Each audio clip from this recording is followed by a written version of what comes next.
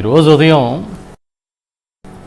పత్రికలు చూస్తే ఒకసారిగా చాలా ఆశ్చర్యం అనిపించింది.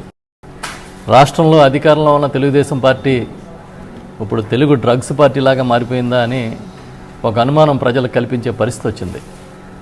సాక్షాత్తు Telugu Desam party MP, Eluru MP పుట్ట మహేష్ యాదవ్ గారు హైదరాబాదులో ఒక ఫామ్ హౌస్ మీద దాడి చేస్తే ఆ డ్రగ్స్ సేవిస్తున్న పార్టీలో దొరికారని, మొదట పరీక్ష చేస్తే నెగిటివ్ వచ్చిందని, మళ్ళీ పరీక్ష చేస్తే పాజిటివ్ వచ్చిందని వార్తలు వస్తూ ఉన్నాయి.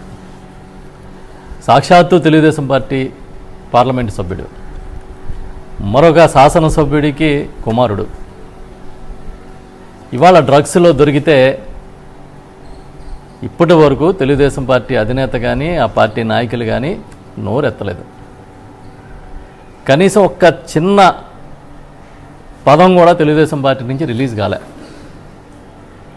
మామూలుగా అయితే తెల్లారు లేచి ప్రవచనాలు చెప్పే చంద్రబాబు నాయుడు గారు మరి దీని మీద ఏం చెప్తారని మేము అడుగుతున్నాం.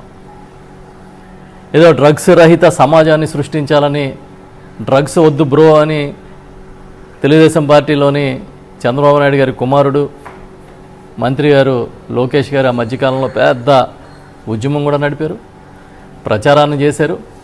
అంటే డ్రగ్స్ వద్దు బ్రో అని ప్రజలు చెప్తారు కానీ మీ పార్టీలో వారు మాత్రం సేవిస్తుంటారేమో. ఈరోజు ఏ పరిస్థితికి వచ్చిందంటే తెలుగుదేశం పార్టీ ఎదటివాడికి చెప్పడానికే నీతులు, వీళ్ళు మాత్రం అన్ని పనులు చేస్తారు.